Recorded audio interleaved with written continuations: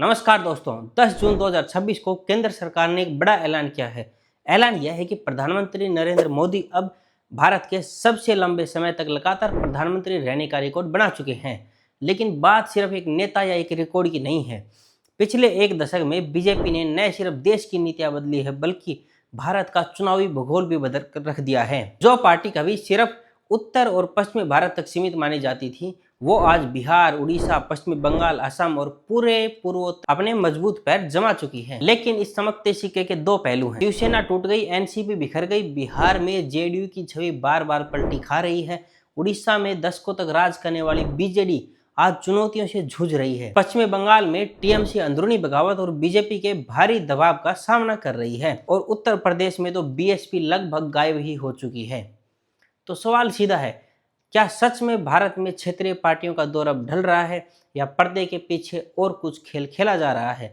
Video को आखिर तक देखिएगा, क्योंकि आज हम इस नैरेटिव के तह तक जाएंगे। क्षेत्रीय दलों की अपनी खुद की कुछ कमजोरियां हैं, वही पुराना परिवारवाद, भ्रष्टाचार और विचारधारा की भारी कमी। कुछ एक्सपर्ट्स ने तर्क दिया है कि बीजेपी के अनुशासित मशीनरी और उनका विकास योजनाओं से सीधा जनता को अपनी तरफ आकर्षित करना। लेकिन दोस्तों, राजनीति में सच्चाई इतनी भी सीधी और सपाट नहीं होती।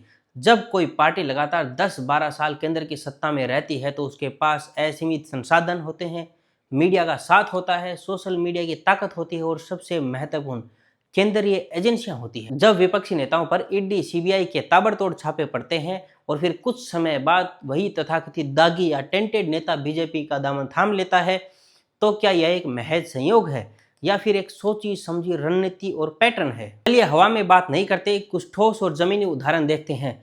बिहार, नीतीश कुमार ने सत्ता में बने रहने के लिए कितनी बार पाड़ा बदला, कितनी बार विपक्ष की मजबूत आवाज बनने का दावा किया और फिर सत्ता के लिए समझौता कर लिया। आज नतीजा क्या है? जेडीयू पूरी तरह बीजेपी की बैसाखी पर निर्भर दिखती है। उड़ीसा, नवीन बाबू की बीजेडी को उड़ीसा में अपराज्य माना जाता था, लेकिन हालिया चुनावों और बदलते राजनीतिक समीकरणों ने दिखा दिया है कि बीजेपी ने नवीन पटनायक के अभेद्य किले में भी गंभीर सेंध लगा दी। 2021 के विधानसभा चुनाव में ममता बनर्जी ने वापसी जरूर की थी, लेकिन 2024 के बाद बीजेपी ने अपनी सीटें और जनाधार लगातार बढ़ाया है। ऊपर से टीएमसी की अंदरूनी कलह और भ्रष्टाचार के आरोप टीएमसी को ले डूबे। महाराष्ट्र की सियासत तो सिनेमाई स्क्रिप्ट जैसी रही है। शिवसेना और एनसीपी दोनों को ही दो फाड़ कर दिया गया। उद्धव ठाकरे और शरद पवार जैसे मंझे हुए दिग्गज को अपने ही परिवार और पुराने साथियों के खिलाफ सड़क पर लड़ाई लड़नी पड़ रही है। यूपी, एक समय था जब सोशल इंजीनियरिंग के दम पर मायावती उत्तर प्रदेश की सबसे बड़ी ताकत बनी थी। आज वो पार्टी पूरी तरह हाशिए पर चली गई है। ये सब अलग अलग राज्यों के अलग अलग कहानियां हैं, लेकिन ध्यान से देखिए, इन सब का पैटर्न बिल्कुल एक जैसा नजर आता है।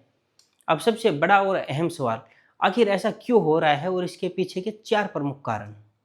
पहला कारण, बीजेपी की बेजोड़ संगठनात्मक ताकत। उनके पास जमीनी कार्यकर्ताओं की एक ऐसी फौज है जो 24 घंटे चुनाव मूड में रहती है। साथ ही सोशल मीडिया पर मजबूत पकड़ है। सबसे बड़ा फैक्टर खुद नरेंद्र मोदी का चेहरा है। दूसरा कारण, केंद्रीय योजनाओं का सीधा क्रेडिट। पीएम आवास योजनाएं, उज्ज्वला योजना, जल जीवन मिशन, ये वो स्कीम है जो दिल्ली से सीधे लाभार्थियों के बैंक खातों या उसके घर तक पहुंच रही हैं। इससे राज्य सरकारों को जो बिचौलिया या मध्यस्थता का रोल था, वो खत्म हो गया और पूरा क्रेडिट केंद्र को जा रहा है। तीसरा कारण, विपक्ष की खुद की आत्मघाती कमजोरियां। कई क्षेत्रीय दल आज भी परिवारवाद के दलदल से बाहर नहीं निकल पाए हैं। जब कोई पार्टी सिर्फ अपनी पारिवारिक सत्ता बचाने की राजनीति करने लगती है, तो आम जनता धीरे धीरे उसे छिटक जाती है। चौथा और सबसे संवेदनशील कारण, सत्ता के टूल्स का इस्तेमाल। आज यह धारणा मजबूत हो रही है कि विपक्षी दलों को कमजोर करने के लिए हर संभव हथकंडा अपनाया जा रहा है। गठबंधन तोड़ना, नेताओं को डराना धमकाना या पाड़ा बदलने के लिए मजबूर करना, और फिर उन्हीं नेताओं को विकास की गंगा में नहलाकर अपनी पार्टी में शामिल कर लेना। यह रणनीतिक रूप से सही है या गलत, यह तो चुनावी नतीजे तय करेंगे, लेकिन असली सवाल हमारे लोकतंत्र की सेहत का है। दोस्तों, भारत दुनिया का सबसे बड़ा लोकतंत्र सिर्फ इसलिए नहीं है क्योंकि यहाँ हर 5 साल में चुनाव होते हैं और लोग वोट डालते हैं। भारत इसलिए महान लोकतंत्र है क्योंकि यहाँ अद्भुत विविधता है, भाषा की, संस्कृति की, भूगोल की और आर्थिक समस्याओं की। जब क्षेत्रीय पार्टियां कमजोर या खत्म होती हैं, तो असल में उस राज्य की स्थानीय और खास आवाज कमजोर हो जाती है। केंद्र सरकार दिल्ली में बैठकर नीतियां बनाती है, चाहे वो शिक्षा नीति हो, कृषि नीति हो या भाषा नीति हो, लेकिन क्या वो नीतियां देश के हर राज्य के लिए उतनी ही प्रैक्टिकल होती हैं? अक्सर नहीं। उत्तर पूर्व के पहाड़ी इलाकों की अपनी चुनौतियां हैं, दक्षिण भारत की अपनी भाषा और रोजगार की चिंताएं हैं, पूर्वी भारत के किसानों की अलग तकलीफें हैं, बिहार और यूपी में बेरोजगारी का संकट अलग स्तर पर है। जब क्षेत्रीय ताकतें नहीं होंगी तो ये मुद्दे दिल्ली के राष्ट्रीय नैरेटिव के शोर के तले पूरी तरह दब जाएंगे। तो क्या हम धीरे धीरे एक एकात्मक राज्य की तरफ बढ़ रहे हैं, जहां सब कुछ सिर्फ दिल्ली से तय होगा, जहां चुनी हुई राज्य सरकारें सिर्फ केंद्र के ऑर्डर्स फॉलो करने वाली बनकर रह जाएंगी? यह ट्रेंड खतरनाक है, क्योंकि जब देश में सिर्फ एक ही पार्टी और एक ही विचारधारा हावी हो जाती है तो गलतियां होने पर सुधार का, रीचेकिंग का कोई रास्ता नहीं बचता। विपक्ष कमजोर होने का सीधा मतलब है संसद में बहस कम होना और सरकार की जवाबदेही का खत्म हो जाना। जब राजनीति पूरी तरह से नेशनल यानी राष्ट्रीय मुद्दों पर शिफ्ट हो जाती है तो राज्य स्तर के लोकल इश्यूज ठंडे बस्ते में चले जाते हैं।